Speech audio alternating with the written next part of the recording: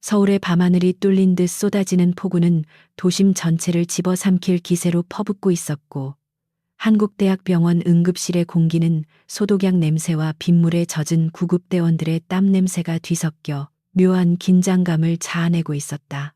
오늘 밤 당직 책임 간호사인 한서유는 접수 데스크에 등을 기대고 서서 쉴 새 없이 깜빡이는 모니터 화면들을 차분한 눈빛으로 응시하고 있었는데, 그녀는 이곳을 전쟁터라고 부르는 사람들의 호들갑에도 전혀 동요하지 않는 모습이었다. 멀리서 들려오는 구급차의 사이렌 소리는 그녀에게 있어 공포의 전조가 아니라 지난 5년간 매일같이 반복되어 온 치열한 생명 연장 게임의 시작을 알리는 익숙한 신호탄과도 같았다.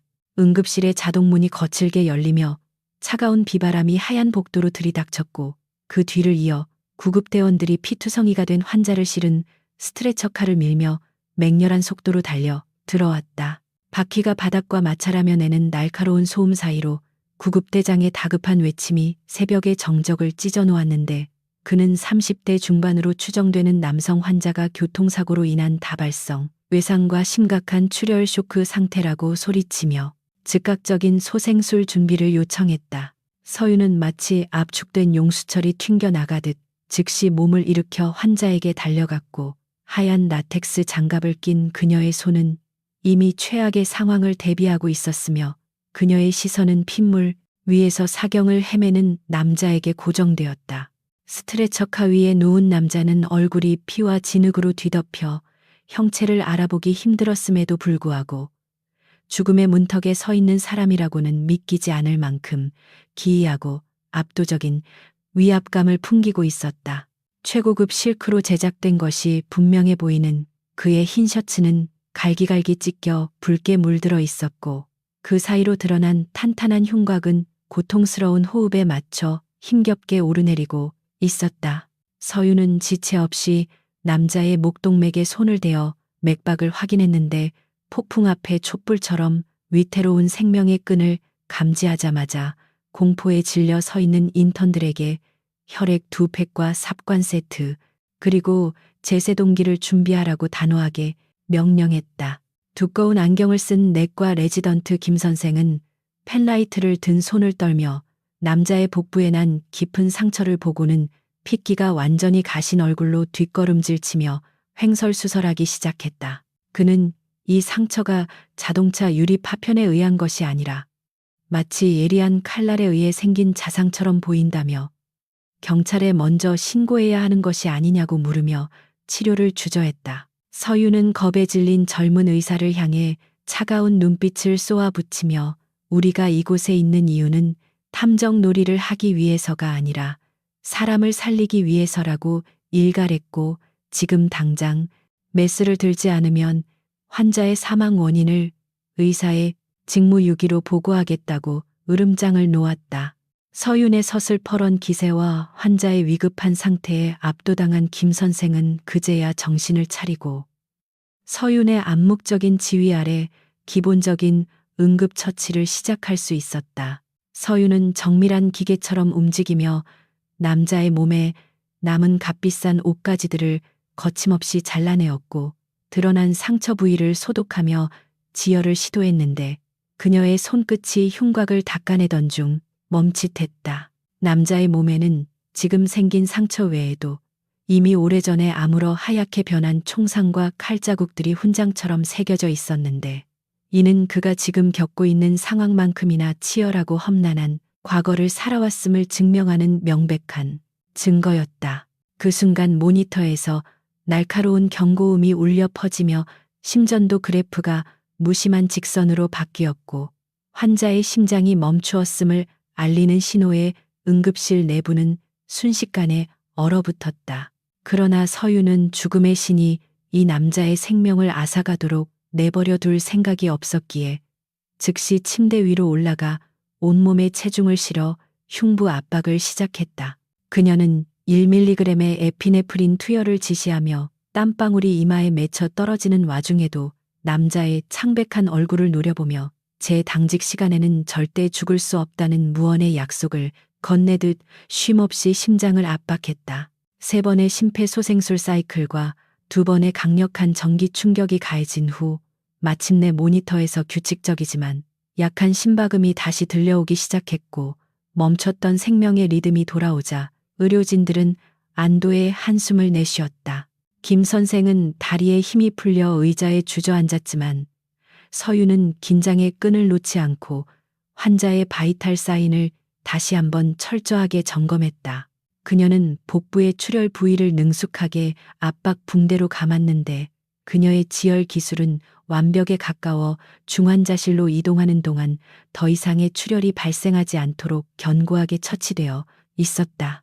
이송 요원들이 침대를 밀고 나가려는 찰나, 서유는 바닥에 잘려나간 남자의 양복 재킷 주머니에서 무언가 묵직하고 딱딱한 물체가 들어있음을 감지했다.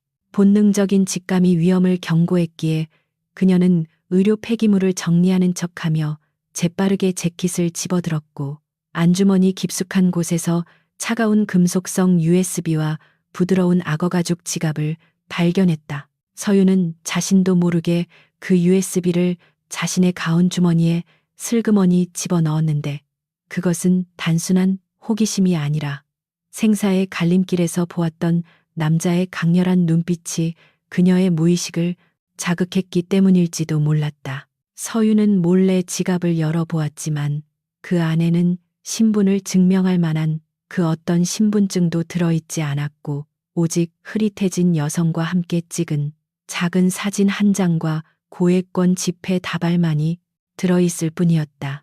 이름도 없고 과거도 알 수 없는 이 남자의 정체에 대해 의구심이 증폭되는 가운데 서유는 엘리베이터 문 너머로 사라지는 환자를 바라보며 설명할 수 없는 불안감에 휩싸였다. 그녀는 이 병원에 거대한 파도가 몰려오고 있음을 직감했고, 자신이 쥐고 있는 이 작은 저장 장치가 평온했던 그녀의 일상을 송두리째 뒤흔들 위험한 비밀을 품고 있음을 깨달았다. 벽에 걸린 시계는 새벽 3시를 가리키고 있었고, 창밖의 폭우는 여전히 맹렬한 기세로 퍼부으며 천둥 소리가 마치 굶주린 맹수의 울음소리처럼 들려왔다.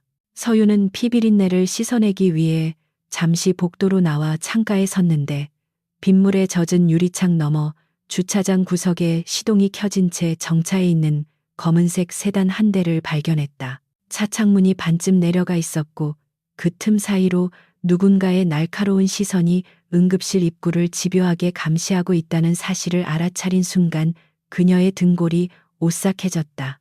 그 낯선 감시자의 눈동자가 찰나의 순간 서윤의 시선과 마주쳤는데, 거리가 멀었음에도 불구하고 살기가 느껴질 만큼 차갑고 섬뜩했다. 그는 자신의 존재가 발각되었음에도 전혀 당황하지 않고 천천히 창문을 올리더니 검은색 세단은 유령처럼 미끄러지듯 빗속의 어둠 속으로 사라져 버렸다. 서유는 주머니 속의 차가운 금속을 꽉 움켜쥐며 방금 들어온 환자가 단순한 사고를 당한 것이 아니라는 확신을 가지게 되었고, 오늘 밤 자신의 당직이 결코 평화롭게 끝나지 않을 것임을 예감했다. 다시 데스크로 돌아온 서유는 동료들이 불안해하지 않도록 태연한 표정을 유지하려 애썼지만 그녀의 머릿속은 복잡하게 돌아가고 있었다. 그녀는 전자 차트를 열어 신원 미상의 환자에게 409라는 임시 번호를 부여하고 처치 기록을 입력하기 시작했으나, 의도적으로 상처의 원인에 대한 의심스러운 정황들은 기록에서 배제했다. 병원 내에도 첩자가 있을 수 있다는 생각에 409 환자의 안전을 위해서는 자신이 모든 상황을 파악하기 전까지 침묵을 지키는 것이 최선의 방어라고 판단했기 때문이다. 잠시 후 평소에는 밤늦게 나타나는 일이 거의 없는 병원장 박 원장이 헐레벌떡 응급실로 들어오더니 김 선생에게 다가가 심각한 표정으로 무언가를 속삭였다. 박 원장은 힐끗힐끗 서윤 쪽을 쳐다보며 경계하는 눈치였지만 서윤의 예민한 청력은 대한그룹이라는 단어와 비밀 유지, 그리고 경찰 신고 금지라는 몇 마디의 핵심적인 단어들을 놓치지 않았다. 서윤은 국내 경제를 좌지우지하는 거대 기업인 대한그룹이 이 사건에 연루되어 있다는 사실에 심장이 거세게 뛰기 시작했다. 그녀가 구한 그 남자가 재벌가의 권력 다툼 중심에 있는 인물이며 그가 당한 참혹한 테러는 단순한 사고가 아니라 치밀하게 계획된 암살 시도였음을 짐작할 수 있었다. 서유는 자신이 감당하기 힘든 거대한 소용돌이에 발을 들여놓았음을 깨달았고 자칫 잘못하면 자신의 목숨조차 위태로울 수 있다는 공포가 엄습했다. 하지만 두려움보다는 자신의 환자가 더러운 정치 싸움의 희생양이 되도록 내버려 둘 수 없다는 오기와 간호사로서의 자존심이 그녀의 내면에서 불타올랐다. 서유는 옷매무새를 가다듬고 명찰을 고쳐 달며 마치 어려운 수술을 앞둔 집도이처럼 비장한 표정으로 중환자실을 향해 발걸음을 옮겼다. 그녀는 병원 밖의 세상이 아무리 부패하고 권력에 의해 좌우된다고 해도 적어도 이 병원 안에서만큼은 환자의 생명을 지키는 것이 자신의 절대적인 의무라고 다짐했다. 중환자실의 고요함 속에서 기계 호흡에 의존하고 있는 남자 강태준의 곁에 선 서유는 그의 차가운 손등에 살며시 손을 올리며 이제부터 시작될 보이지 않는 전쟁에서 그를 끝까지 지켜내겠다고 맹세했다.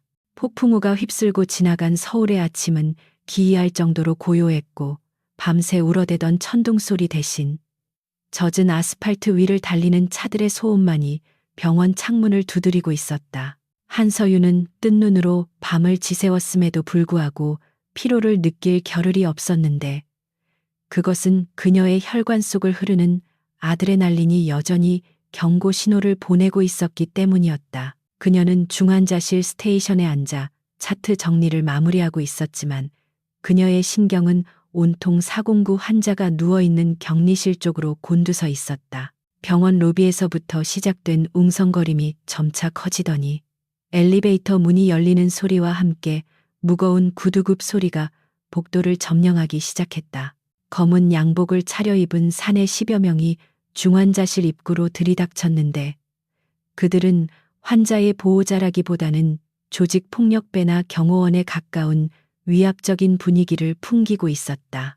그들의 선두에는 말쑥한 정장의 은퇴 안경을 쓴 날카로운 인상의 중년 남자가 서 있었는데 그는 마치 이곳의 주인이라도 되는 양 거침없이 스테이션으로 걸어왔다. 간호사들이 겁에 질려 뒷걸음질 치는 사이 서유는 차분하게 자리에서 일어나 그들의 앞을 막아섰고 그녀의 작은 체구는 거구의 사내들 앞에서도 전혀 위축되지 않았다.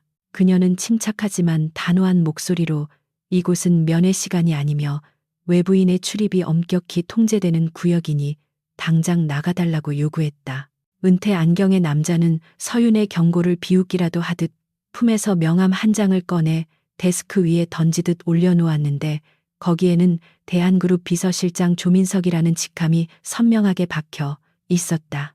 그는 싸늘한 미소를 지으며 자신들은 환자의 법적 대리인 자격으로 왔으며 환자를 즉시 본사 지정 병원으로 이송하겠다는 통보를 하러 온 것이라고 말했다. 조 실장의 말투는 정중했지만 그 이면에는 거역할 경우 가만두지 않겠다는 무언의 협박이 깔려 있었고 그의 뒤에 선 사내들은 당장이라도 중환자실 문을 부수고 들어갈 기세였다. 서유는 명함을 쳐다보지도 않은 채 환자의 상태가 매우 불안정하여 이동은 불가능하며 담당 주치의의 허가 없이는 환자를 밖으로 내보낼 수 없다고 맞받아쳤다. 그때 복도 저편에서 박 병원장이 땀을 뻘뻘 흘리며 뛰어왔는데 그는 평소의 권위적인 모습은 온데간데 없이 조 실장 앞에서 허리를 90도로 굽히며 쩔쩔매는 비굴한 태도를 보였다. 박 원장은 서윤을 향해 눈을 부라리며 당장 이송 준비를 도우라고 소리쳤고 VIP 환자를 위한 특별 앰뷸런스가 대기 중이니 지체할 시간이 없다고 재촉했다. 병원장의 등장은 서윤에게 있어 아군이 나타난 것이 아니라 상황을 더 악화시키는 내부의 적이 드러난 셈이었고 그녀는 병원이라는 시스템조차 그녀를 보호해주지 못한다는 사실에 분노를 느꼈다. 하지만 서윤은 물러서지 않고 박 원장의 눈을 똑바로 쳐다보며 지금 환자를 옮기는 것은 살인행위나 다름없으며 의료진으로서 환자의 생명을 담보로 한 위험한 도박에 동조할 수 없다고 항명했다. 조 실장은 서윤의 당돌한 태도에 흥미롭다는 듯 눈썹을 치켜 세웠지만 그 눈빛 속에는 거슬리는 벌레를 밟아 죽이려는 듯한 잔인함이 스쳐 지나갔다.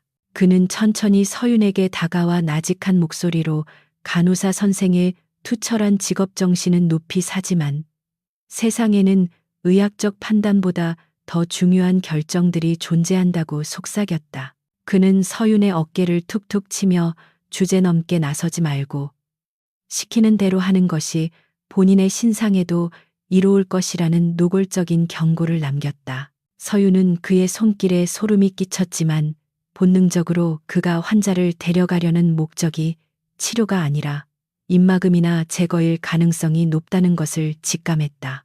서윤은 데스크 아래에 숨겨두었던 409 환자의 진짜 차트 원본을 꺼내 들었는데 그것은 박 원장이 조작을 지시하기 전 그녀가 미리 따로 빼돌려둔 기록이었다. 그녀는 이 차트를 흔들어 보이며 여기에는 환자가 도착했을 당시의 정확한 상태와 외부의 공격으로 의심되는 자상 및 약물 반응 검사 결과가 모두 기록되어 있다고 말했다. 만약 지금 강제로 이송을 강행하다가 환자에게 조금이라도 문제가 생긴다면 이 원본 차트를 경찰과 언론에 공개하여 병원과 대한그룹이 공모하여 환자를 위험에 빠뜨렸다는 사실을 폭로하겠다고 선언했다. 박 원장의 얼굴은 사색이 되었고 그는 덜덜 떨리는 손으로 조 실장의 눈치를 살피며 어쩔 줄 몰라 했는데 서윤이 이렇게까지 치밀하게 준비했을 줄은 상상도 못한 듯했다. 조 실장의 표정 역시 순식간에 굳어졌고 그는 안경 너머로 서윤을 뚫어지게 노려보며 이 여자가 단순한 간호사가 아님을 깨달았다. 잠시 동안의 팽팽한 대치 상황 속에서 중환자실의 공기는 숨 막힐 듯 무거워졌고 주변의 다른 의료진과 환자 보호자들까지 숨을 죽인 채 이 상황을 지켜보고 있었다. 조 실장은 공개적인 장소에서 소란을 피우는 것이 득보다 실이 많다고 판단했는지 거칠게 넥타이를 풀어 헤치며 한 발 물러서는 제스처를 취했다. 그는 병원장에게 쏘아 붙이듯 당분간 환자를 이곳에 두겠지만 보안상의 이유로 면회를 전면 통제하고 자신들이 데려온 경호 인력을 배치하겠다고 통보했다. 이는 사실상 환자를 감금하고 의료진의 접근조차 감시하겠다는 뜻이었지만 당장 환자를 끌고 나가는 것보다는 나은 차악의 선택이었다. 박 원장은 안도의 한숨을 내쉬며 조 실장의 요구를 전적으로 수용하겠다고 굽신거렸고 서윤에게는 나중에 따로 보자는 살벌한 눈빛을 보내며 자리를 떴다. 조 실장은 떠나기 전 서윤에게 다시 다가와 귓가에 대고 오늘은 운이 좋았지만 다음번에도 그 운이 계속될지는 장담할 수 없다는 섬뜩한 말을 남겼다. 검은 양복의 사내들이 중환자실 복도 양쪽을 점거하고 보초를 서기 시작하면서 병원은 순식간에 감옥과 같은 분위기로 변해버렸다. 서윤은 그들이 사라진 후에도 한참 동안 떨리는 다리를 진정시키기 위해 데스크를 꽉 붙잡고 있어야 했지만 그녀의 눈빛만은 패배감 대신 결연한 의지로 빛나고 있었다. 그녀는 떨리는 손으로 물을 한 모금 마신 뒤 격리실 안으로 들어가 여전히 의식 없이 누워있는 강태준의 상태를 살폈다. 기계음 소리만이 들리는 고요한 방 안에서 그녀는 그가 단순한 재벌 총수가 아니라 거대한 음모의 중심에 선 고독한 생존자임을 뼈저리게 느꼈다. 서윤은 그의 귓가에 대고 들리지 않을 작은 목소리로 제가 쥐고 있는 증거가 당신을 살릴 수 있는 유일한 방패라면 무슨 일이 있어도 절대 뺏기지 않겠다고 다짐했다. 점심시간이 지나자 병원 내에는 이상한 소문이 돌기 시작했는데 VIP 병동에 입원한 신원 미상의 환자가 사실은 대한그룹에 실종된 회장이라는 찌라시가 메신저를 통해 퍼지고 있었다. 병원 로비에는 기자들이 하나둘씩 모여들기 시작했지만 병원 측의 강력한 통제로 인해 접근이 차단되었고 분위기는 더욱 뒤숭숭해졌다. 서윤은 이것이 조 실장 측에서 의도적으로 흘린 정보일 수도 있고 아니면 그 반대 세력이 움직이기 시작한 신호일 수도 있다고 생각하며 경계를 늦추지 않았다. 오후 회진 시간이 되자 박 원장은 직접 의료진을 이끌고 나타났지만 그는 형식적인 체크만 할 뿐 환자의 회복에는 전혀 관심이 없어 보였다. 그는 차트에 서명을 하며 서윤에게 오늘 밤 당직에서 빠지고 며칠 휴가를 다녀오라는 지시를 내렸는데 이는 명백히 그녀를 환자에게서 떼어놓으려는 수작이었다. 서윤은 단칼에 거절하며 제 환자는 제가 끝까지 책임지겠다고 말했고 법적으로 정해진 근무 스케줄을 원장의 독단으로 변경할 수는 없다고 맞섰다. 박 원장은 그녀의 고집에 혀를 내두르며 화를 냈지만 이미 많은 눈이 지켜보고 있는 상황에서 강제로 그녀를 끌어낼 명분이 부족했기에 분을 사기며 돌아설 수밖에 없었다. 해가 지고 어둠이 다시 병원을 감싸기 시작하자 낮 동안의 소란스러움은 가라앉았지만 그 대신 더욱 짙은 불안감이 엄습해왔다. 복도에 배치된 경호원들은 마네킹처럼 미동도 없이 서 있었지만 그들의 날카로운 시선은 오가는 모든 의료진을 감시하고 있었다. 서윤은 탕비실에서 진한 커피를 타 마시며 주머니 속의 USB를 만지작거렸는데 이 작은 물건이 어쩌면 오늘 밤 닥쳐올 위기를 헤쳐나갈 열쇠가 될지도 모른다는 생각이 들었다. 그녀는 화장실에 가서 찬물로 세수를 하며 정신을 맑게 했고 거울 속에 비친 자신의 얼굴을 보며 도망치지 않겠다고 스스로에게 최면을 걸었다. 밤 11시가 넘어가자 병원은 정막에 휩싸였고 대부분의 병실 불이 꺼졌지만 서윤이 지키는 중환자실 스테이션의 불빛만이 외로운 등대처럼 켜져 있었다. 그녀는 CCTV 모니터를 통해 복도 상황을 주시하고 있었는데 화면 구석에서 청소부 복장을 한 남자가 청소 카트를 밀며 서성이는 모습이 포착되었다. 평소라면 그냥 지나쳤을 장면이지만 지금처럼 경비가 삼엄한 상황에서 청소부가 이 구역에 들어왔다는 것 자체가 의심스러운 일이었다. 서윤은 즉시 자리에서 일어나 복도로 나갔지만 그 청소부는 이미 어디론가 사라지고 없었고 빈 청소 카트만이 덩그러니 놓여 있었다. 불길한 예감이 스친 그녀는 곧바로 강태준의 병실로 달려갔는데 문 앞을 지키던 경호원들이 잠시 자리를 비운 틈을 타 누군가가 병실 안으로 들어간 흔적이 보였다. 문틈 사이로 낯선 그림자가 환자의 링거줄에 무언가를 주입하려는 모습이 보이자 서윤의 심장이 덜컥 내려앉았다. 그녀는 생각할 겨를도 없이 문을 박차고 들어가며 멈추라고 소리쳤고 그 순간 병실 안의 정적은 깨지고 또 다른 생존 게임이 막을 올렸다. 병실 문을 박차고 들어선 한서윤의 눈앞에 펼쳐진 광경은 마치 공포 영화의 한 장면처럼 섬뜩했고 그녀의 심장은 터질 듯이 요동치기 시작했다.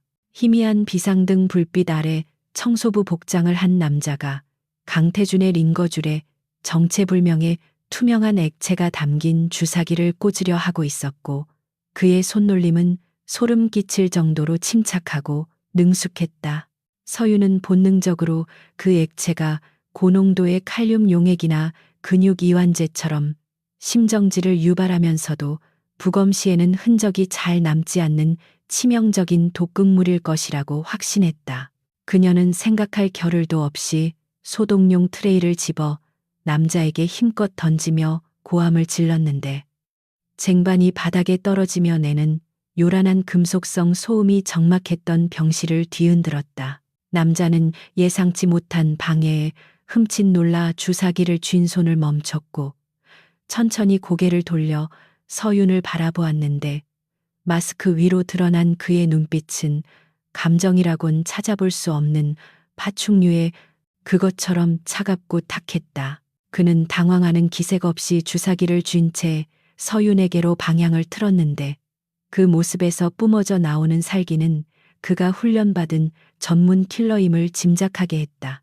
서윤은 공포에 질려 다리가 후들거렸지만 뒤로 물러서는 대신 옆에 있던 이동식 처치 카트를 밀어 그와 자신 사이에 방어벽을 만들었다. 그녀는 지금 이 남자를 놓치거나 제압당하면 침대 위의 환자는 소리 소문 없이 살해당할 것이라는 사실을 너무나 잘 알고 있었다. 남자가 순식간에 거리를 좁히며 카트를 발로 차버리자 육중한 카트가 종잇장처럼 날아가 벽에 처박혔고 서윤은 그 충격에 휘청거리며 바닥으로 넘어졌다. 남자는 그 틈을 타 서윤의 멱살을 잡고 거칠게 들어올렸고 그의 강철 같은 악력에 숨통이 조여오며 눈앞이 하얗게 전멸하기 시작했다. 그는 낮은 목소리로 조용히 하지 않으면 죽이겠다고 속삭였지만 서윤은 질식할 것 같은 고통 속에서도 손을 뻗어 남자의 마스크를 벗겨내려 발버둥 쳤다. 그녀의 손톱이 남자의 목덜미를 핥히자 그는 짜증 섞인 신음과 함께 서윤을 바닥으로 내동댕이 쳤고 그녀의 머리가 바닥에 부딪히며 둔탁한 소리가 났다. 어지러움과 통증이 밀려왔지만 서윤은 흐릿해지는 의식을 붙잡으며 바닥을 기어 떨어져 있던 수술용 메스를 손에 쥐었는데 그것은 그녀가 던진 트레이에서 쏟아져 나온 것이었다. 남자는 서윤이 더 이상 저항하지 못할 것이라고 판단했는지 다시 강태준의 침대 쪽으로 몸을 돌려 중단되었던 작업을 마무리하려 했다. 서윤은 이를 악물고 마지막 힘을 짜내어 남자에게 달려들었고 그녀의 손에 들린 메스가 허공을 가르며 남자의 허벅지를 깊숙이 찔러 들어갔다. 날카로운 비명과 함께 남자가 중심을 잃고 쓰러지자 주사기가 손에서 튕겨나가 바닥에 떨어지며 깨졌고 투명한 액체가 바닥을 적셨다. 고통에 찬 남자가 분노에 찬 눈빛으로 서윤을 노려보며 주머니에서 접이식 칼을 꺼내 들었는데 이제는 암살이 아니라 눈앞의 목격자를 제거하는 것이 그의 최우선 목표가 된 듯했다. 서윤은 더 이상 도망칠 곳이 없는 구석에 몰렸고 공포가 극에 달해 눈을 질끈 감으려는 찰나 침대 위에서 미세한 움직임이 감지되었다. 며칠 동안 죽은 듯이 누워있던 강태준이 천천히 눈을 떴고 산소 마스크 너머로 보이는 그의 눈동자는 혼미한 와중에도 눈앞에서 벌어지는 사투를 정확하게 응시하고 있었다. 그는 상황을 파악하려는 듯 미간을 찌푸리더니 링거 줄이 연결된 팔을 힘겹게 들어 올려 옆에 있던 호출벨의 긴급 코드를 눌렀다. 요란한 비상벨 소리가 병동 전체에 울려 퍼지자 암살자는 당황한 기색이 역력했고 복도에서 경호원들과 의료진들이 달려오는 발소리가 들리기 시작했다. 그는 칼을 거두고 서윤을 한번 노려본 뒤 열려있던 창문 쪽으로 몸을 날려 어둠 속으로 사라졌는데 그 동작은 부상당한 다리를 가지고도 믿을 수 없을 만큼 민첩했다. 서윤은 긴장이 풀리면서 그 자리에 주저앉아 거칠게 숨을 몰아쉬었고 온몸이 땀과 먼지로 뒤범벅이 된 채 떨고 있었다. 그녀는 자신의 안위를 걱정할 새도 없이 깨진 주사기 조각을 손수건으로 조심스럽게 감싸 주머니에 넣었는데 이것이 암살 시도의 결정적인 증거가 될 것임을 직감했기 때문이었다. 잠시 후 병실 문이 열리고 경호원들과 당직 의사들이 들이닥쳤지만 그들은 엉망이 된 병실과 바닥에 주저앉은 서윤을 보며 상황을 전혀 파악하지 못하고 우왕좌왕했다.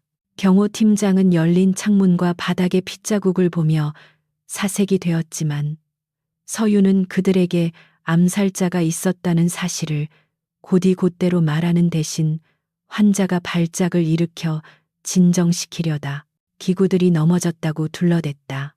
그녀는 이미 병원 내부와 경호팀조차 완전히 신뢰할 수 없다는 판단을 내렸고 적들이 자신이 그들의 정체를 알고 있다는 사실을 눈치채지 못하게 하는 것이 더 안전하다고 생각했다. 경호원들은 의심스러운 눈초리를 보냈지만 서윤의 당당한 태도와 혼란스러운 상황 탓에 더 이상 추궁하지 못하고 창문 쪽을 수색하기 시작했다. 서윤은 찢어진 유니폼과 헝클어진 머리를 대충 정리하고 강태준의 상태를 살피기 위해 침대로 다가갔는데 그의 바이탈 사인은 급격한 스트레스로 인해 불안정하게 요동치고 있었다.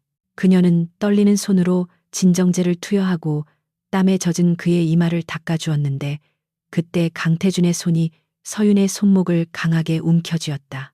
깜짝 놀란 서윤이 고개를 들자 산소 마스크를 쓴 강태준이 그녀를 뚫어지게 바라보고 있었는데 그의 눈빛은 몽롱함 속에서도 강렬한 생존 본능과 의문을 담고 있었다. 그는 산소 마스크 안에서 무언가 말을 하려 애썼지만 목소리가 나오지 않아 입모양만으로 간신히 의사를 전달하고 있었다.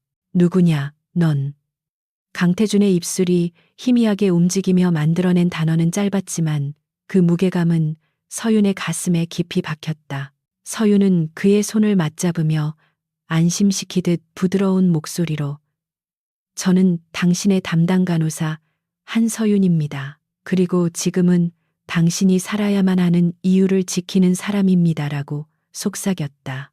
태주는 그녀의 대답을 듣고 잠시 눈을 감았다가 다시 떴는데 그 눈빛에는 서윤에 대한 경계심이 옅어지고 기묘한 신뢰감이 싹트기 시작한 듯 보였다.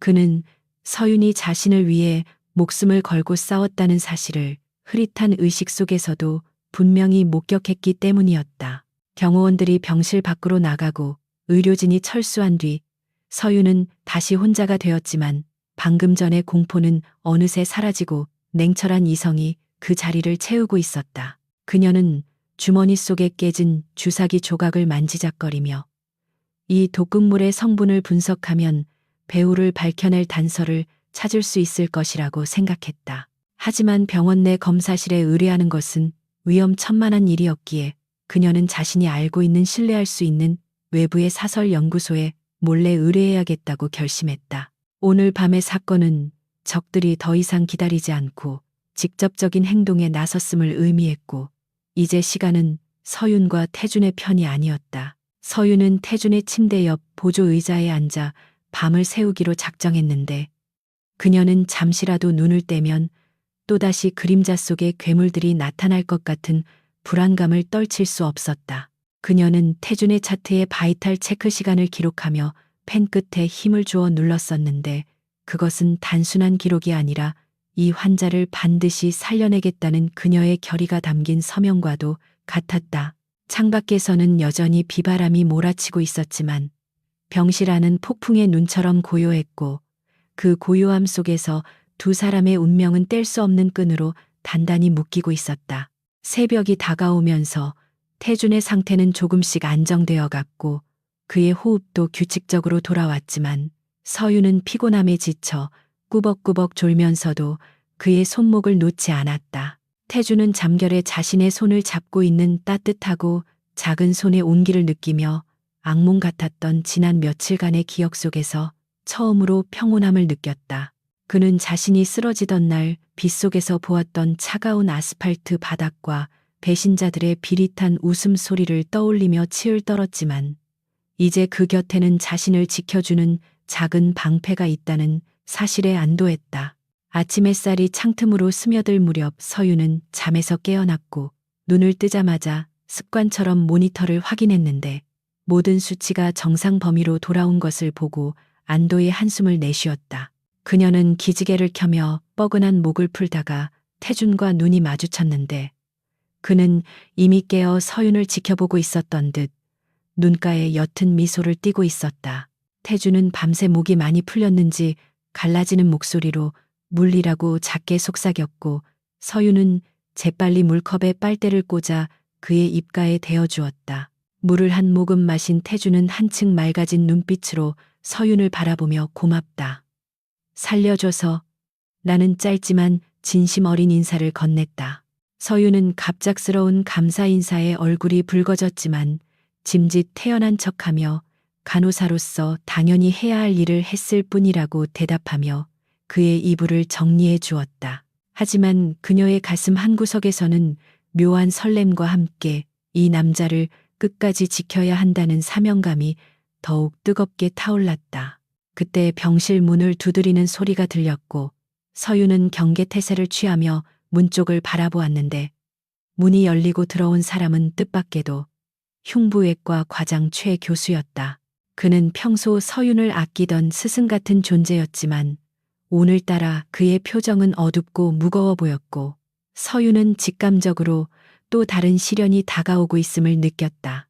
최 교수는 서윤을 따로 불러내어 복도 구석에서 조심스러운 목소리로 오늘 아침 이사회에서 자네에 대한 징계위원회가 소집되었다는 소식을 전해주었다. 이유는 환자 보호자와의 불필요한 마찰과 병원 내 질서, 문란이라는 터무니없는 죄목이었지만 배후에 누가 있는지는 굳이 말하지 않아도 알 수 있었다. 서윤은 씁쓸한 미소를 지으며 예상했던 일이라고 담담하게 받아들였지만 최 교수는 안타까운 표정으로 이번 일은 단순히 징계로 끝나지 않을 수도 있으니 조심하라고 경고했다. 서윤은 주먹을 꽉 쥐며 그들이 자신을 병원에서 몰아내려 한다면 그 전에 그들의 더러운 가면을 모두 벗겨버리겠다고 다짐했다. 강태주는 마취 기운이 완전히 가시지 않은 몽롱한 상태에서도 자신의 몸 상태를 본능적으로 점검하고 있었는데 갈비뼈 부근의 둔탁한 통증과 복부에 타는 듯한 쓰라림이 그가 아직 살아있음을 증명하는 감각들이었다. 그는 눈을 뜨자마자 천장을 응시하며 지난 밤의 기억을 되짚어 보았는데 빗길의 추격전과 배신자들의 얼굴, 그리고 자신을 구하기 위해 칼을 든 작은 체구의 간호사의 모습이 파편처럼 떠올랐다. 그는 고개를 돌려 창가에 서서 블라인드 사이로 밖을 내다보고 있는 한서윤의 뒷모습을 바라보았는데 그녀의 가녀린 어깨는 엄청난 중압감을 견디고 있는 사람처럼 굳어 있었다.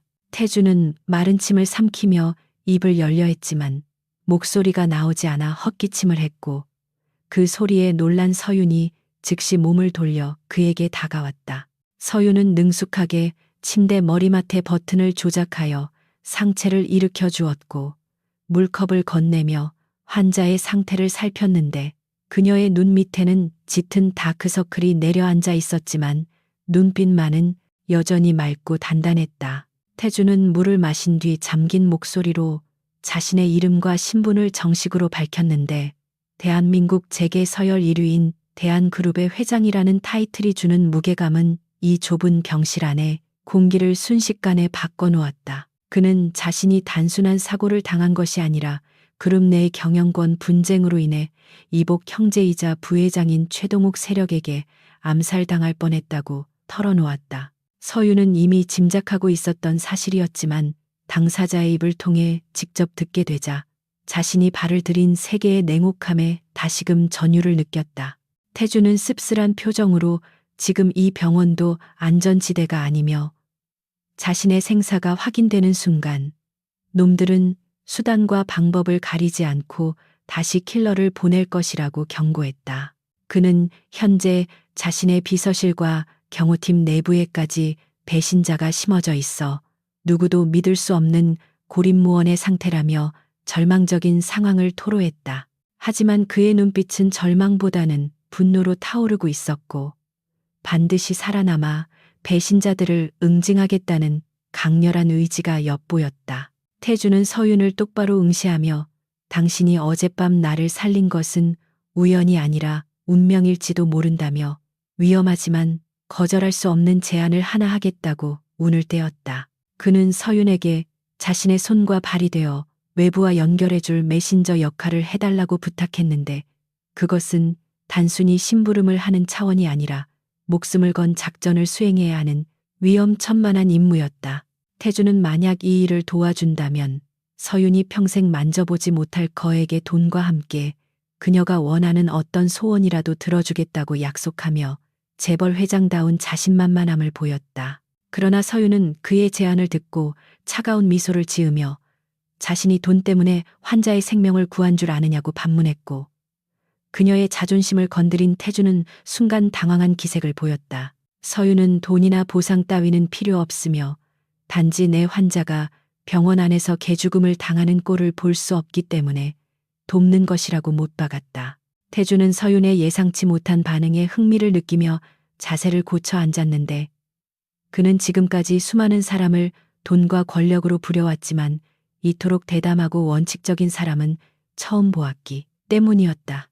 그는 사과하며 서윤의 진심을 받아들이겠다고 말했고 그때서야 문득 자신이 입고 있었던 옷과 소지품들의 행방을 물었다. 태준의 목소리가 급격히 떨리며 초조해지자 서윤은 직감적으로 그가 찾는 것이 무엇인지 알 수 있었는데 바로 그가 빗속에서 끝까지 지키려 했던 피 묻은 재킷 안에 물건들이었다.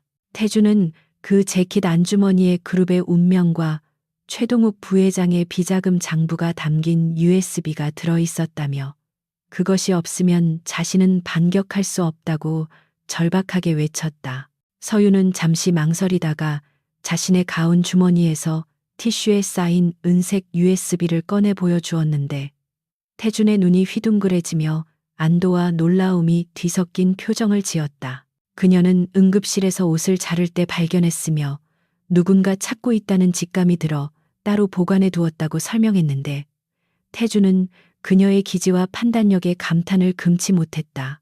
태주는 떨리는 손으로 USB를 받아들려 했지만 서유는 그것을 다시 주머니에 넣으며 이것을 지금 당신에게 주면 오히려 위험할 수 있으니 안전한 곳으로 옮겨야 한다고 제지했다. 그녀는 지금 병실은 도청당하고 있을 가능성이 높으며 불시에 검문 검색이 있을 수도 있으니 증거물은 자신이 가지고 움직이는 것이 낫다고 판단한 것이다. 태주는 서윤의 말이 맞다는 것을 인정하며 고개를 끄덕였고 그녀에게 자신이 가장 신뢰하는 유일한 신복인 민기훈 실장에게 이 USB를 전달해달라고 부탁했다.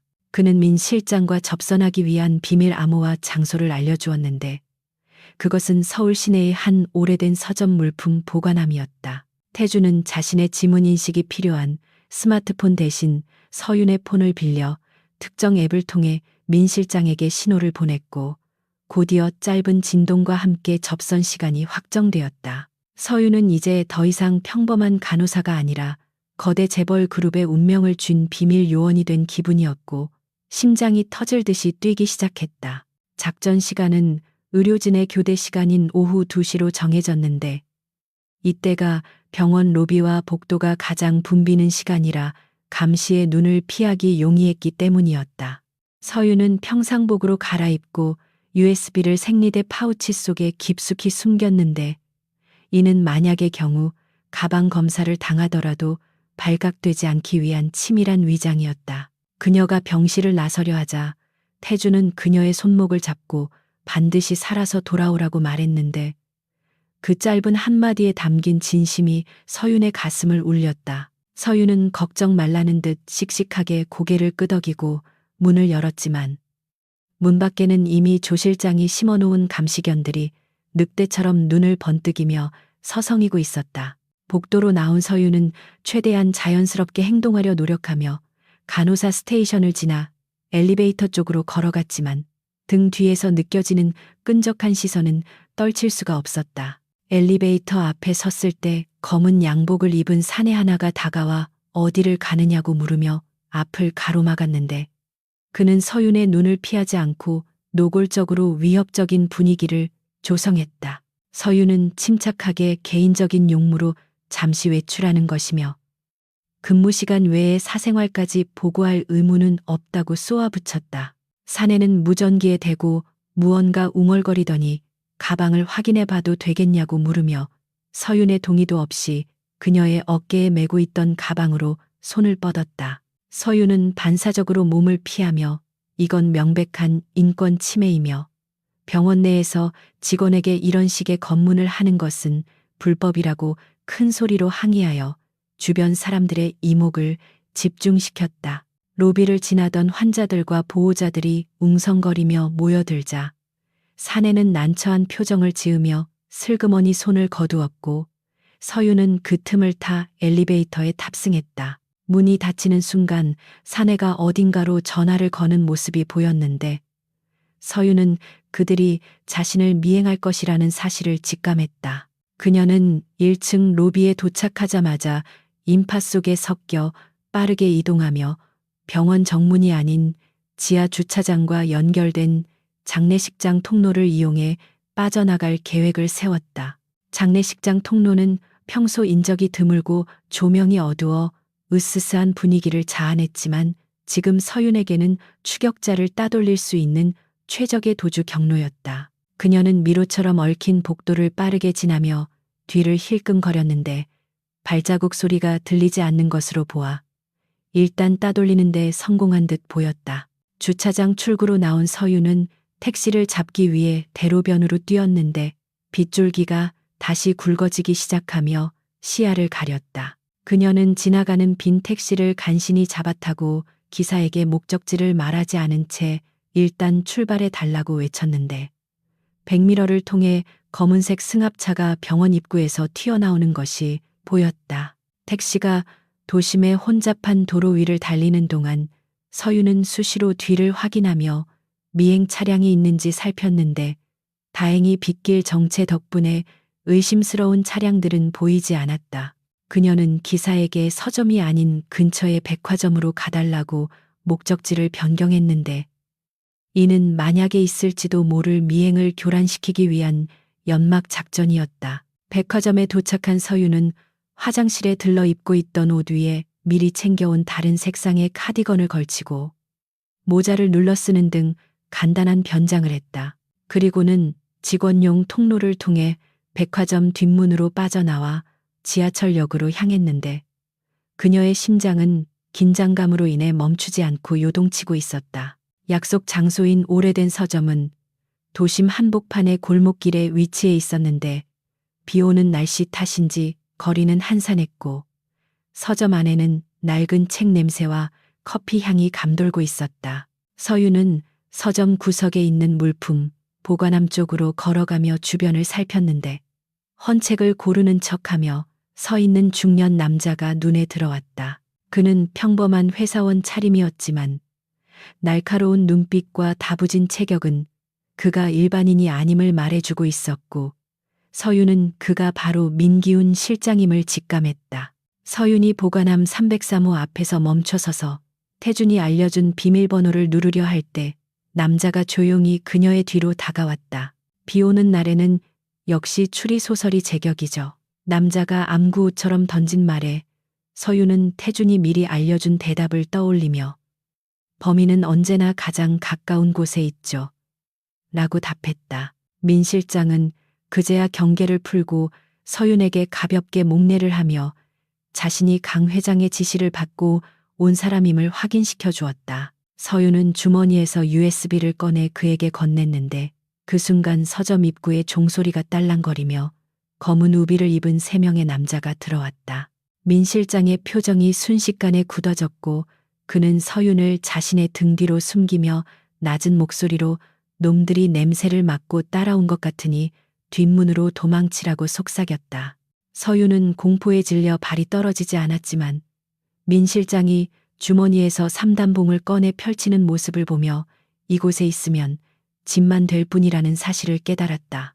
우비를 입은 남자들이 품에서 쇠파이프와 칼을 꺼내 들며 달려들자 좁은 서점 안은 순식간에 아수라장으로 변했고 책장이 넘어지며 책들이 바닥으로 쏟아져 내렸다. 민 실장은 놀라운 무술 실력으로 선두에 선 남자를 제압하며 서윤에게 어서 가라고 소리쳤고 서윤은 눈물을 머금고 뒷문을 향해 달렸다. 그녀가 뒷골목으로 빠져나왔을 때 서점 안에서는 둔탁한 타격음과 고함 소리가 들려왔고 그녀는 빗속을 뚫고 무작정 앞으로 내달렸다. 한참을 달려 숨이 턱끝까지 차오른 서윤은 어느 골목길 구석에 멈춰서서 거친 숨을 몰아 쉬었는데 온몸이 비에 젖어 덜덜 떨리고 있었다. 그녀는 민 실장이 무사하기를 기도하며 태준에게 상황을 보고하기 위해 핸드폰을 꺼내 들었지만 손이 너무 떨려 제대로 버튼을 누를 수가 없었다. 그때 골목 입구에서 구두굽 소리가 또각또각 들려왔고 서윤은 소스라치게 놀라며 벽에 몸을 바짝 붙였다. 그림자 속에서 나타난 사람은 뜻밖에도 병원에서 그녀를 감시하던 조 실장이었고 그는 우산을 쓴 채 여유로운 미소를 지으며 서윤을 바라보고 있었다. 한 간호사님, 숨바꼭질은 이제 그만하시죠. 그 물건 주인에게 돌려주셔야겠습니다. 조 실장의 목소리는 빗소리에 묻혀 나직했지만 서윤의 귀에는 천둥소리보다 더 크게 들렸다. 서윤은 이미 USB를 민 실장에게 넘겼기 때문에 자신에게는 아무것도 없다고 소리쳤지만 조 실장은 믿지 않는 눈치였다. 그는 손가락을 까닥거렸고 골목의 어둠 속에서 건장한 사내 두 명이 스르르 나타나 서윤을 포위했다. 서윤은 도간에 든 쥐 신세가 되었음을 깨달았지만 순순히 잡힐 생각은 없었기에 주변에 무기가 될 만한 것을 찾기 위해 눈동자를 굴렸다.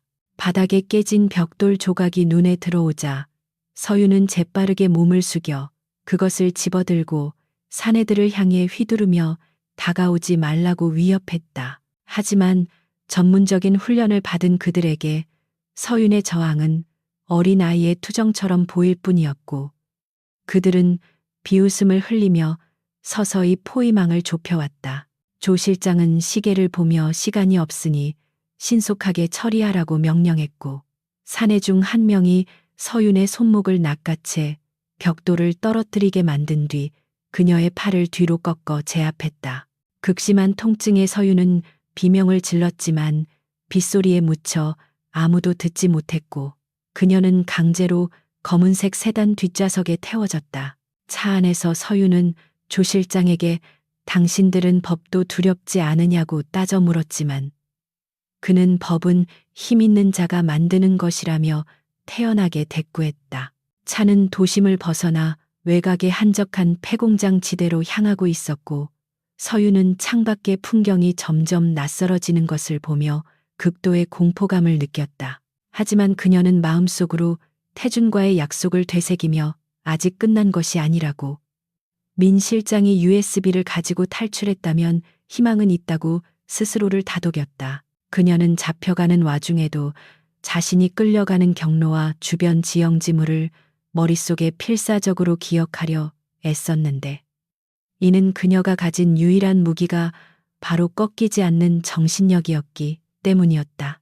폐공장에 도착하자 사내들은 서윤을 끌어내려 곰팡이 냄새가 진동하는 어두운 창고 안으로 밀어넣었고 그녀를 낡은 의자에 묶었다.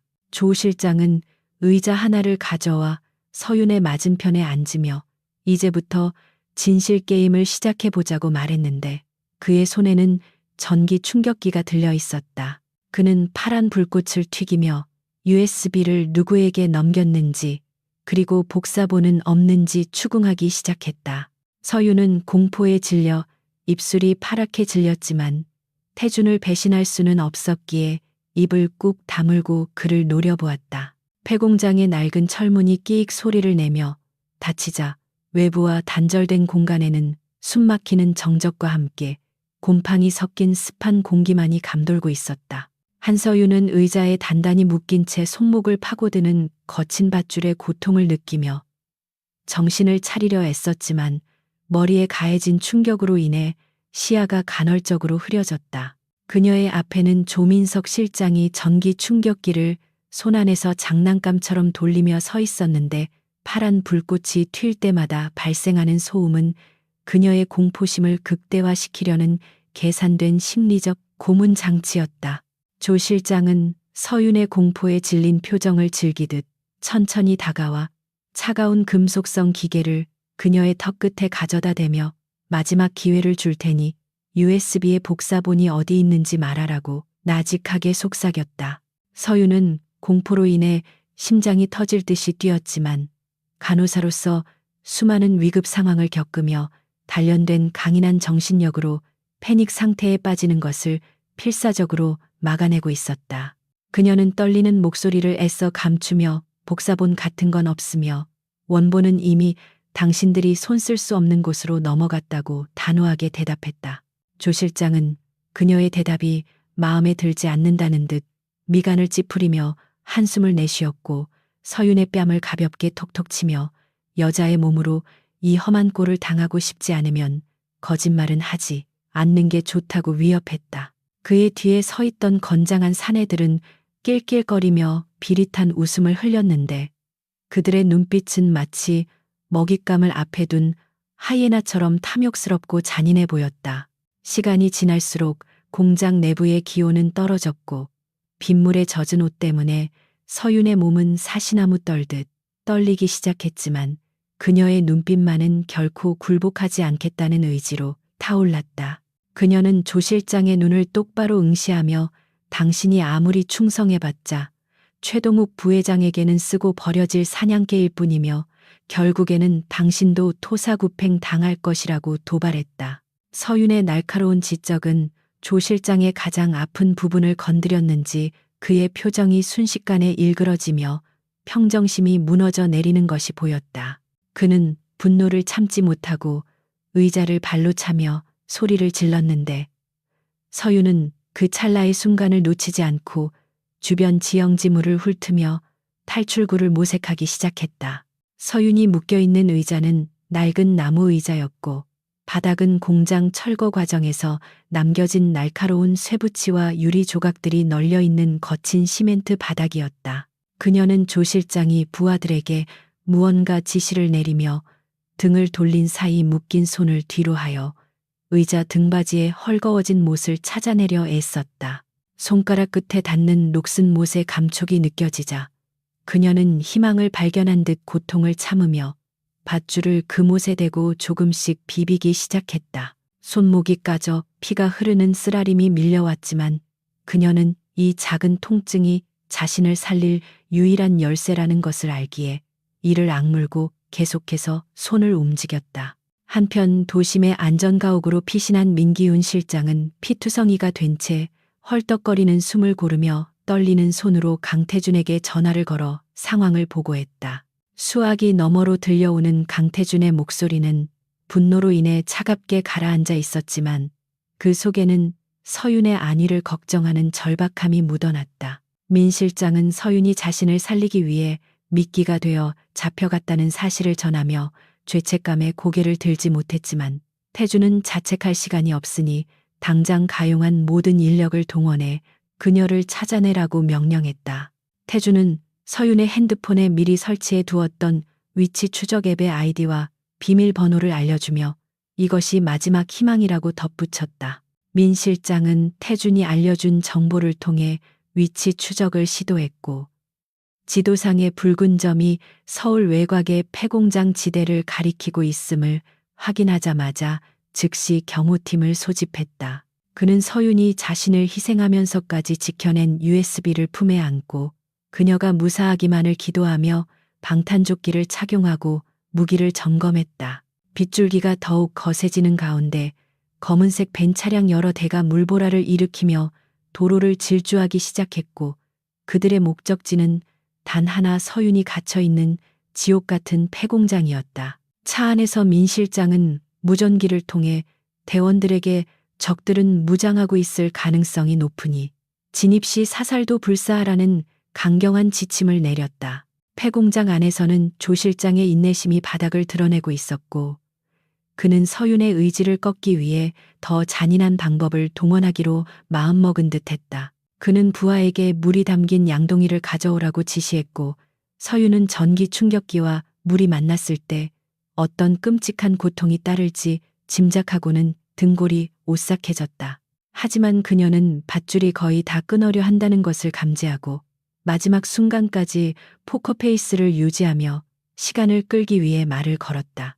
그녀는 당신이 찾는 진짜 장부는 USB에 있는 게 아니라 다른 클라우드 서버에 백업되어 있다고 거짓말을 하며 그들의 주의를 분산시켰다.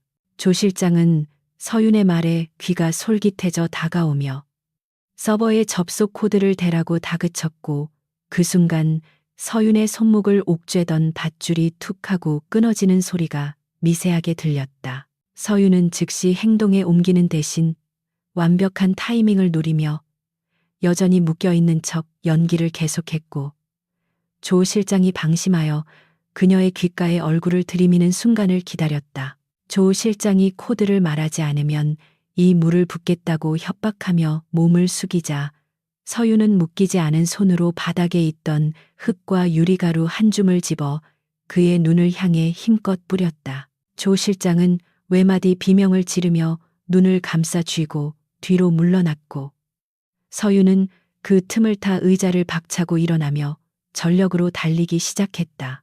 갑작스러운 상황 변화에 당황한 부하들이 욕설을 내뱉으며 서윤을 쫓기 시작했고 공장 안은 순식간에 추격전의 현장으로 변했다. 서윤은 미로처럼 쌓여있는 녹슨 드럼통과 자재들 사이를 요리조리 빠져나가며 몸을 숨겼는데 그녀의 심장은 터질 듯이 뛰었지만 머릿속은 놀라울 정도로 차분했다. 그녀는 단순히 도망치는 것만으로는 잡힐 수밖에 없다는 것을 알기에 공장 내부에 남아있는 위험물들을 이용해 그들을 저지할 방법을 찾았다. 그녀는 낡은 배전반이 있는 기둥 뒤에 숨어 바닥에 고인 빗물 웅덩이 쪽으로 굵은 전선 하나를 끌어다 놓는 함정을 설치했다. 추격해 오던 사내 중 한 명이 서윤을 발견하고 소리를 지르며 웅덩이를 밟는 순간 서윤은 나무 막대기로 배전반에 스위치를 올려 전기가 통하게 만들었다.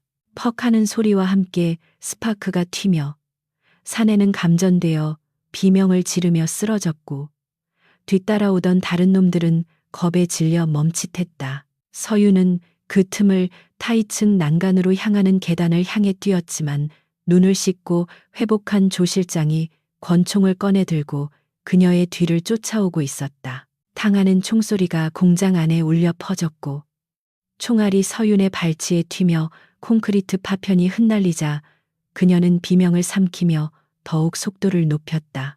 서윤이 2층 난간 끝에 몰려 더 이상 갈 곳이 없게 되었을 때 공장 입구 쪽에서 굉음과 함께 거대한 트럭이 철문을 들이받으며 돌진에 들어왔다. 트럭의 헤드라이트 불빛이 공장 내부를 대낮처럼 환하게 비추었고 그 뒤를 이어 민기훈 실장이 이끄는 경호원들이 연막탄을 터뜨리며 진입했다. 자욱한 연기 속에서 총격전이 벌어지며 공장은 순식간에 전쟁터를 방불케 하는 아수라장으로 변했고 조 실장의 부하들은 예상치 못한 기습에 당황하여 우왕좌왕했다. 서윤은 난간 아래로 몸을 숙여 날아오는 총알을 피하며 상황을 살폈는데 연기 사이로 민 실장이 자신을 향해 손짓하는 모습이 보였다. 민 실장은 능숙한 사격 솜씨로 조 실장의 부하들을 하나둘씩 제압하며 2층으로 올라오는 계단을 확보하려 했지만 조 실장이 그 길목을 지키고 있어 접근이 쉽지 않았다. 조 실장은 인지를 잃은 분풀이라도 하듯 서윤이 숨어있는 기둥을 향해 무차별 사격을 가했고 서윤은 파편에 얼굴을 긁히며 공포에 떨었다. 그때 서윤의 눈에 난간 옆에 매달려 있는 낡은 호이스트 크레인의 조작 버튼이 들어왔고 그 크레인 끝에는 무거운 쇠사슬 뭉치가 매달려 조 실장의 머리 위를 지나고 있었다. 서윤은 이것이 마지막 기회라고 생각하며 몸을 날려 조작 버튼을 눌렀고 쇠사슬 뭉치가 굉음을 내며 조 실장을 향해 떨어졌다. 위압적인 소리에 놀란 조 실장이 황급히 몸을 피했지만 쇠사슬이 바닥을 강타하며 일으킨 충격파와 먼지로 인해 그는 중심을 잃고 넘어졌다. 그 틈을 놓치지 않고 민 실장이 계단을 뛰어 올라와 조 실장의 손에서 총을 걷어차고 그를 제압했다. 민 실장은 서윤에게 달려와 괜찮냐고 물으며 그녀의 상태를 살폈는데 서윤은 안도감에 다리가 풀려 주저앉으면서도 고개를 끄덕여 무사함을 알렸다. 상황이 정리되자 경호원들이 조 실장과 그의 부하들을 포박하여 끌고 나갔고 공장 안의 소란은 잦아들었지만 빗소리는 여전히 거세게 들려왔다. 서윤은 민 실장의 부축을 받으며 공장 밖으로 나왔는데 차가운 빗줄기가 그녀의 상처 입은 몸을 씻어내듯 쏟아지고 있었다. 대기하고 있던 검은 세단의 뒷문이 열리자 서윤은 놀랍게도 그 안에 환자복 위에 코트를 걸친 강태준이 앉아 있는 것을 발견했다. 그는 아직 거동이 불편한 상태였지만 서윤을 직접 확인하기 위해 의료진의 만류를 뿌리치고 현장까지 달려온 것이었다. 태준은 비에 젖고 상처투성이가 된 서윤을 보자마자 눈가가 촉촉해지며 떨리는 목소리로 미안하다는 말을 반복했다.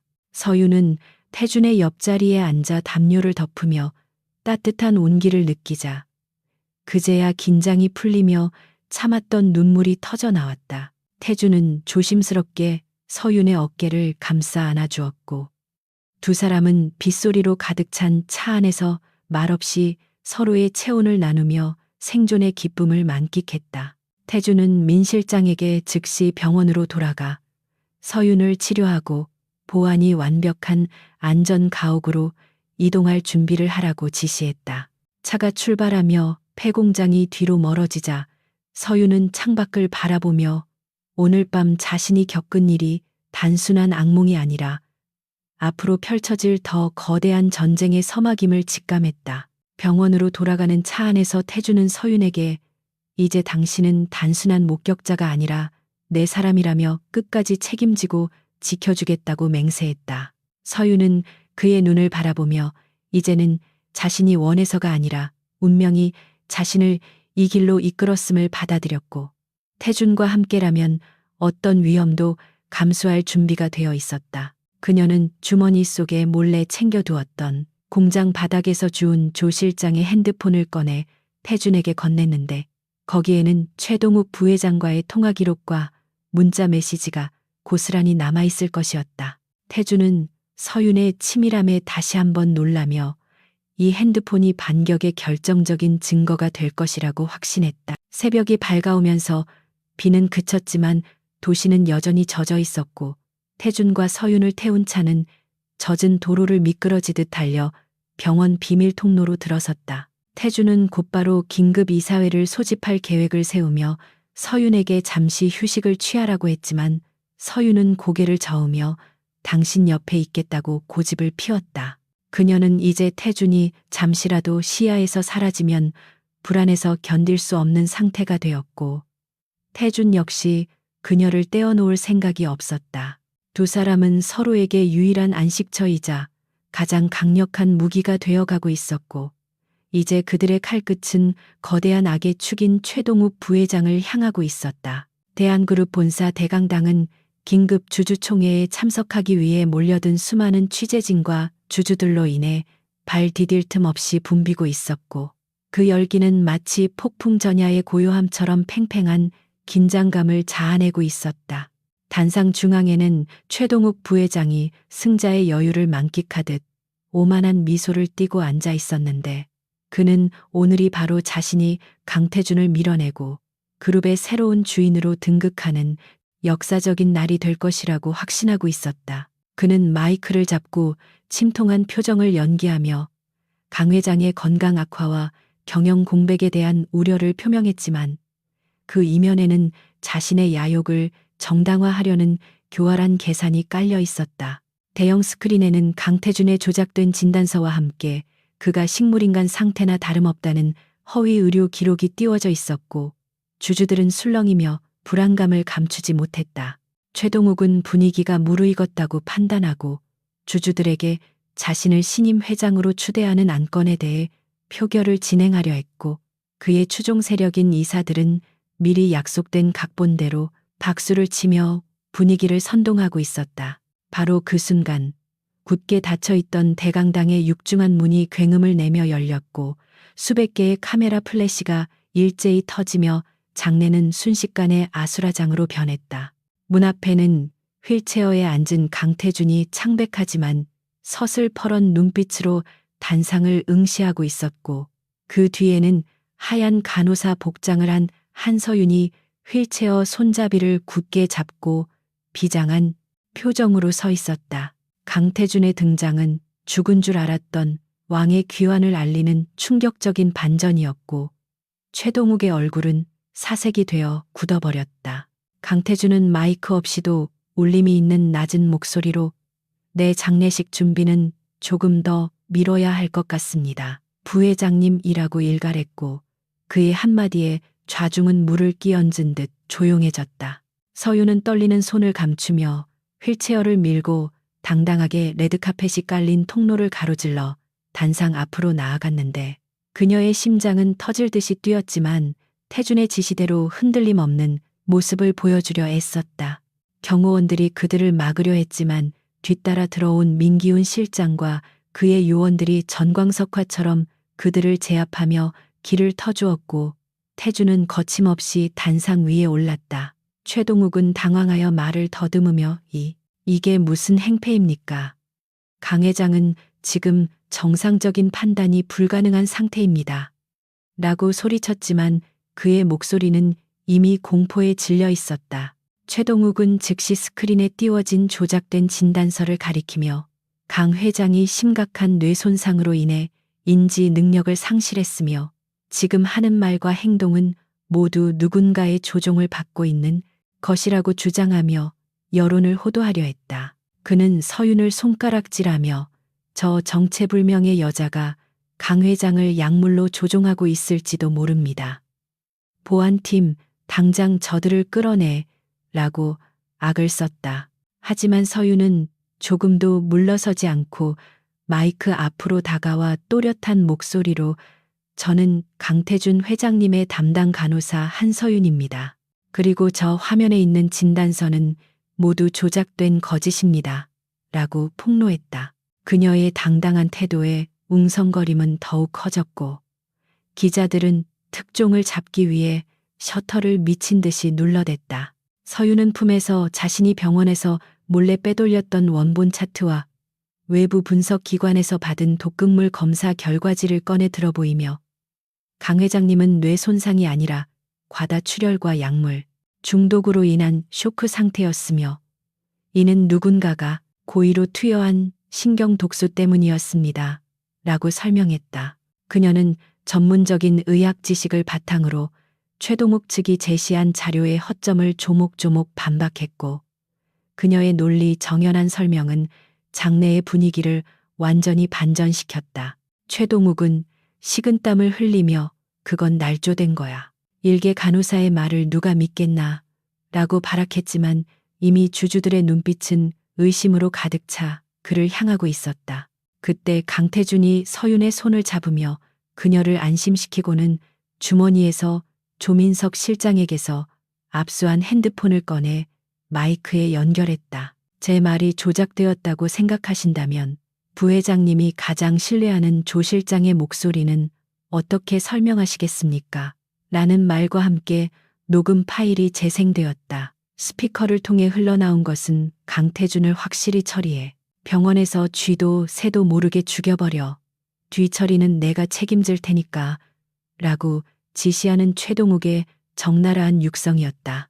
대강당은 충격에 휩싸였고 주주들은 경악하며 야유를 보내기 시작했으며 최동욱은 다리에 힘이 풀려 그 자리에 주저앉고 말았다. 하지만 태준의 반격은 여기서 끝이 아니었는데 그는 서윤이 목숨 걸고 지켜낸 USB를 들어보이며 이 안에는 부회장이 지난 10년간 페이퍼 컴퍼니를 통해 횡령한 회사 돈과 불법 비자금 내역이 고스란히 담겨 있습니다.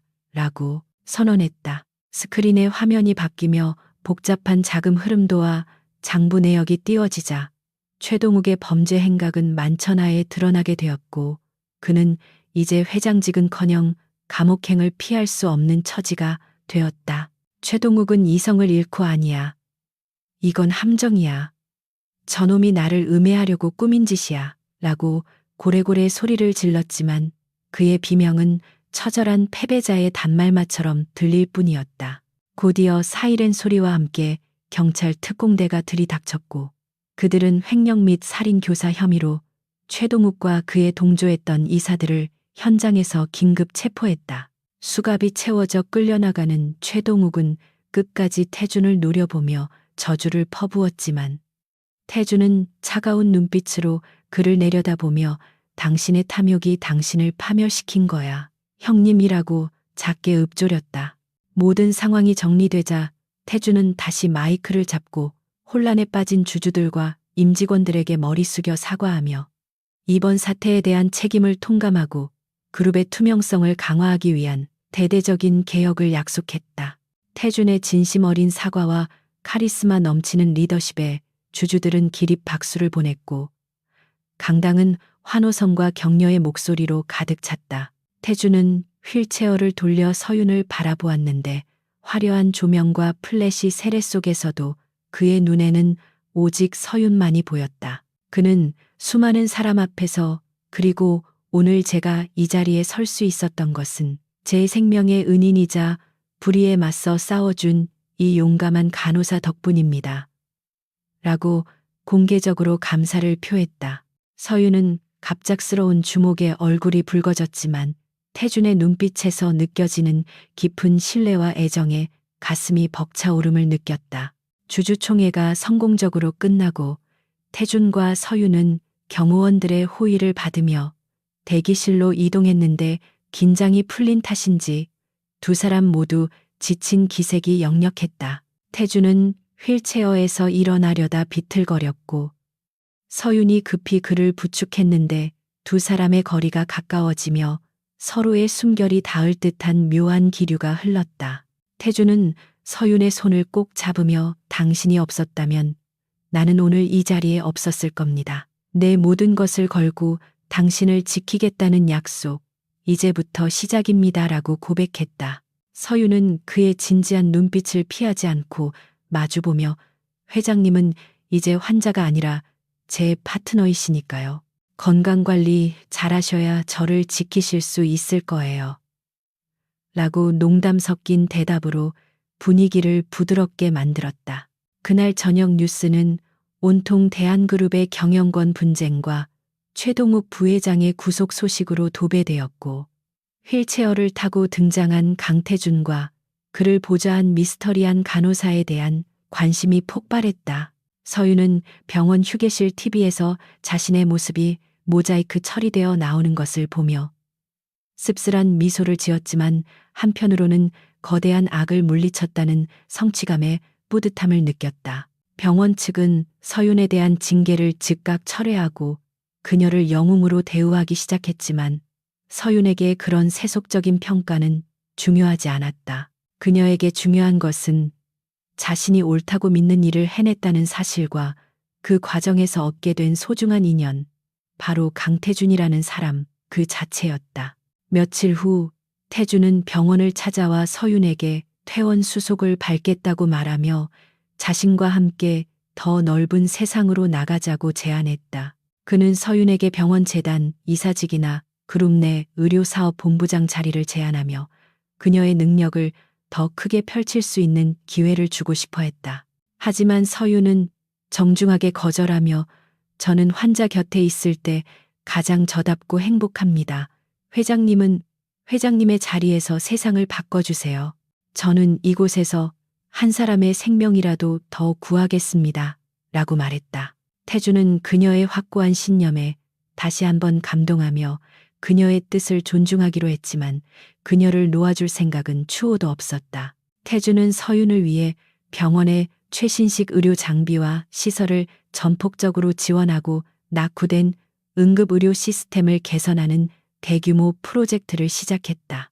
또한 그는 서윤이 근무하는 응급실에 전담 보안 요원을 배치하여 다시는 그녀가 위험에 처하는 일이 없도록 철저한 보호 조치를 취했다. 이는 서윤이 자신의 꿈을 계속 펼칠 수 있도록 돕는 동시에 그녀가 언제나 자신의 영향력 아래 안전하게 머물 수 있도록 하는 태준 나름의 사랑 방식이었다. 서윤은 동료들로부터 회장님의 여자라는 놀림을 받았지만 싫지 않은 듯 미소를 지으며 묵묵히 자신의 업무에 열중했다. 어느 날 밤 응급실 당직을 서고 있던 서윤에게 익숙한 번호로 문자가 한 통 도착했다. 오늘 밤은 별이 예쁘네요. 옥상에서 기다리겠습니다. 서윤은 가운을 걸치고 병원 옥상으로 올라갔고 그곳에는 서울의 야경을 배경으로 서 있는 강태준이 있었다.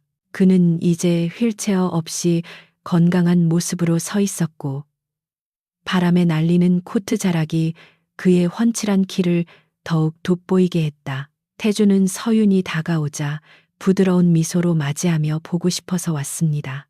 내 주치의가 나를 너무 방치하는 것 같아서요. 라고 투정을 부렸다.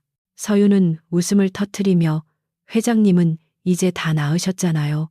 꾀병 부리시면 안 돼요. 라고 대꾸했고 두 사람은 옥상 난간에 기대어 나란히 섰다. 태준은 주머니에서 작은 상자를 꺼내 서윤에게 건넸는데 그 안에는 화려한 보석 대신 심플하지만 고급스러운 청진기가 들어 있었다. 당신이 가장 소중하게 생각하는 꿈을 응원한다는 의미입니다. 그리고 내 심장 소리를 가장 먼저 들어줄 사람은 오직 당신뿐이라는 뜻이기도 하고요. 태준의 로맨틱한 고백에 서윤은 눈시울이 붉어졌다. 서윤은 청진기를 가슴에 품으며 이 선물 평생 간직할게요. 그리고 회장님 심장이 멈추지 않도록 제가 항상 지켜드릴게요. 라고 약속했다. 태주는 서윤을 조심스럽게 품에 안았고 두 사람은 서로의 심장 박동을 느끼며 깊어가는 서울의 밤하늘 아래서 달콤한 입맞춤을 나누었다. 폭풍우 치던 밤, 피 묻은 환자와 간호사로 만났던 그들의 인연은 이제 생명을 구원하는 동반자이자 서로의 영혼을 위로하는 연인으로 아름답게 결실을 맺어가고 있었다. 하지만 그들의 이야기가 여기서 끝이 아님을, 앞으로 펼쳐질 수많은 날들 또한 함께 헤쳐나갈 것임을 두 사람은 직감하고 있었다. 시간이 흘러 대한그룹은 태준의 혁신적인 경영 덕분에 투명하고 존경받는 기업으로 거듭났고, 서윤은 응급실의 천사이자 철의 여인으로 불리며 수많은 후배들의 귀감이 되었다. 가끔 주말이면 태준이 편안한 옷차림으로 병원 봉사활동에 참여하여 서윤을 돕는 모습이 목격되곤 했는데, 그럴 때마다 두 사람 사이에는 꿀 떨어지는 눈빛이 오고 가주변 사람들의 부러움을 샀다. 최동욱은 감옥에서 죗값을 치르며 쓸쓸한 말로를 보냈지만 태준과 서윤은 서로를 통해 진정한 행복과 삶의 의미를 찾으며 매일매일 더 단단해져 갔다. 어느 날 서윤이 태준에게 만약 그때 제가 당신을 구하지 않았다면 어떻게 됐을까요? 라고 물었을 때 태준은 주저없이 대답했다. 아마 나는 다음 생에서라도 당신을 찾아 내 사랑에 빠졌을 겁니다. 내 운명은 이미 당신에게 묶여 있었으니까요. 서윤은 그의 대답에 환하게 웃으며 그의 손을 잡았고 두 사람은 잡은 손을 놓지 않은 채 미래를 향해 힘차게 걸어 나갔다. 폭풍 같았던 주주총회가 끝나고 계절이 두 번이나 바뀌었지만 한서윤의 일상은 겉보기에는 크게 달라진 것이 없어 보였다. 여전히 한국대학병원 응급실은 24시간 불이 꺼지지 않는 전쟁터였고 그녀는 그 전쟁터의 최전선에서 매일 밤 삶과 죽음의 경계에 선 환자들과 사투를 벌이고 있었다. 하지만 자세히 들여다보면 병원의 공기는 미묘하게, 아니 확실하게 변해 있었다. 대한그룹의 전폭적인 지원 아래 낙후되었던 응급의료센터가 최첨단 시설로 리모델링되었고 부족했던 의료 인력이 대거 충원되면서 만성적인 과로에 시달리던 간호사들의 얼굴에는 조금씩 생기가 돌기 시작했다. 그리고 그 변화의 중심에는 언제나 회장님의 그녀이자 응급실의 영웅으로 불리는 한서윤이 있었다. 서윤은 자신에게 쏟아지는 과도한 관심과 호칭이 부담스러워 일부러 더 업무에만 몰두했는데 동료들은 그런 그녀를 보며 혀를 내두르면서도 존경심을 감추지 못했다. 최동욱 부회장과 그 일당들이 구속된 후 강태준 회장은 그룹 내 부패 세력을 척결하고 경영 정상화에 박차를 가하느라 눈코 뜰 새 없이 바쁜 나날을 보내고 있었다. 두 사람은 서로의 위치에서 각자의 전투를 치르느라 자주 얼굴을 보지는 못했지만 매일 밤 주고받는 짧은 메시지와 통화는 서로에게 유일한 안식처이자 버팀목이 되어 주었다. 그러던 어느 날 늦은 밤, 예고도 없이 응급실 입구에 검은색 세단 행렬이 멈춰 섰고 차문이 열리며 익숙한 실루엣이 걸어 나왔다. 말끔한 슈트 차림의 강태준은 수행원들을 뒤로 물리며 응급실 자동문을 통과했는데 그의 등장만으로도 분주했던 응급실의 소음이 순간 잦아들고 모든 이목이 집중되었다. 차트를 보고 있던 서윤이 놀란 눈으로 고개를 들자 태준은 마치 평범한 보호자처럼 자연스럽게 다가와 그녀의 앞에 섰다. 회장님, 여긴 어떻게? 서윤이 당황하며 묻자 태준은 장난기 어린 미소를 지으며 보고 싶어서 왔다는 말은 진부할 테고 내 생명의 은인이 과로로 쓰러지지는 않았나 시찰 나왔습니다. 라고 대답했다. 그의 농담에 주변에 있던 간호사들이 입을 가리고 웃음을 터뜨렸고 서윤의 얼굴은 홍당무처럼 붉어졌다. 태준은 서윤을 이끌고 병원 옥상 정원으로 올라갔는데 밤 공기는 차가웠지만 두 사람 사이에는 따뜻한 기류가 흘렀다. 태준은 난간에 기대어 서울의 야경을 바라보며 깊은 한숨을 내쉬었는데 그 한숨 속에 지난 몇 달간 그가 짊어졌던 왕관의 무게가 고스란히 담겨 있었다. 다들 나를 부러워하지만 사실 나는 지금 이 순간 당신과 함께 믹스 커피 한 잔 마시는 게 더 행복합니다. 태준이 진심 어린 목소리로 고백하자 서유는 자판기에서 뽑은 따뜻한 커피를 그의 손에 쥐어주며 그럼 자주 오세요. 커피값은 제가 낼게요. 라고 위로했다. 두 사람은 서로를 마주보며 소리내어 웃었고 그 웃음소리는 삭막한 병원 옥상을 낭만적인 데이트 장소로 바꿔놓았다. 하지만 그들의 평화로운 시간은 서윤의 호출기가 울리면서 깨지고 말았는데 대형 교통사고로 인해 다수의 중상자가 이송되고 있다는 다급한 연락이었다. 서윤의 표정이 순식간에 프로페셔널한 간호사의 얼굴로 바뀌었고 그녀는 가봐야 해요. 미안해요. 라고 말하며 뒤를 돌아 뛰기 시작했다. 태주는 실망하는 대신 그녀의 뒷모습을 흐뭇하게 바라보며 기다릴게. 당신이 이길 때까지 라고 혼잣말을 했다. 그는 서윤이 단순히 자신의 연인이 아니라 존경할 수 있는 파트너임을 다시 한번 확인했고 그녀가 자신의 영역에서 빛날 수 있도록 묵묵히 외조하는 것이 자신의 역할임을 깨달았다. 서윤이 응급실로 돌아왔을 때 상황은 예상보다 훨씬 심각했는데 고속도로 연쇄 추돌 사고로 인해 피투성이가 된 환자들이 쉴 새 없이 밀려들고 있었다. 의료진이 턱없이 부족한 상황에서 서윤은 침착하게 환자 분류를 지휘하며 중증 외상 환자의 지혈을 시도했지만 피는 멈추지 않았고 환자의 혈압은 급격히 떨어지고 있었다. 혈액이 부족해요. 혈액은행에 연락해. 서윤이 절박하게 외쳤지만 당직 의사는 고개를 저으며 이 희귀 혈액형은 지금 재고가 바닥입니다. 다른 병원에서 가져오려면 1시간은 걸려요. 라고 절망적인 대답을 내놓았다. 환자의 생명이 경각에 달린 순간 서윤의 머릿속에 번뜩이는 생각이 스쳐 지나갔다. 그녀는 옥상에 있을 태준에게 전화를 걸어 회장님, 도움이 필요해요. 지금 당장 헬기가 필요해요. 인근 도시 혈액원에서 혈액을 공수해야 하는데 앰뷸런스로는 늦어요. 라고 다급하게 요청했다.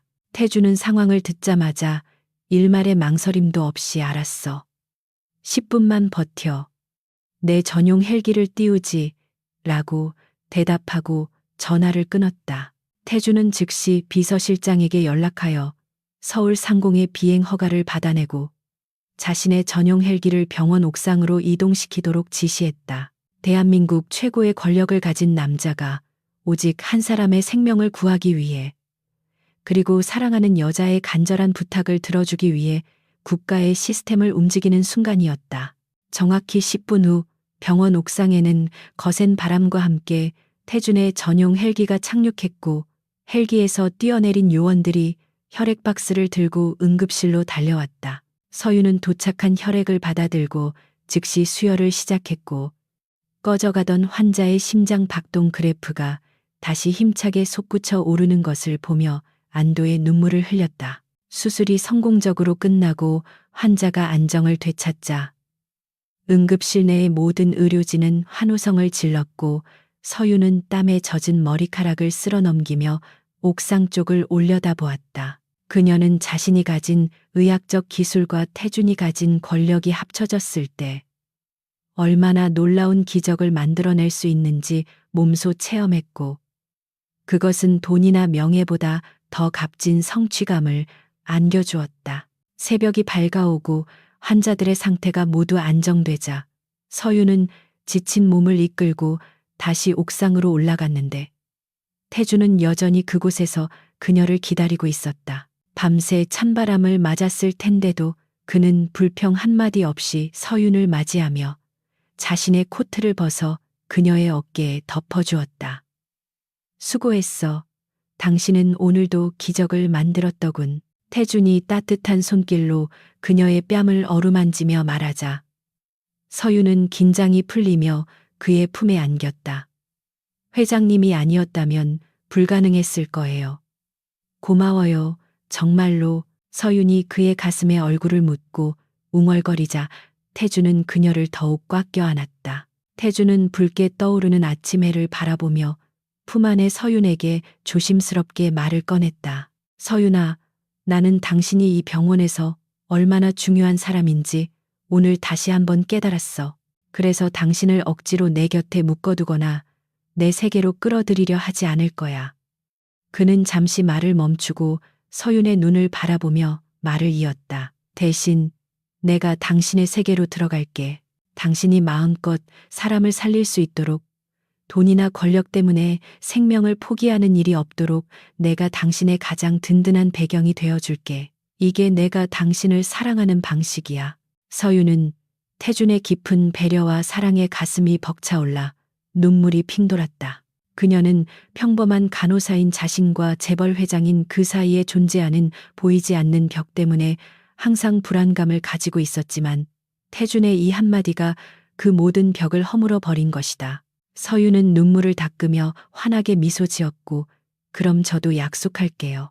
회장님이 지치고 힘들 때 세상 모든 사람이 등을 돌려도 저는 언제나 여기 이 자리에서 당신의 상처를 치료해주는 유일한 안식처가 될게요.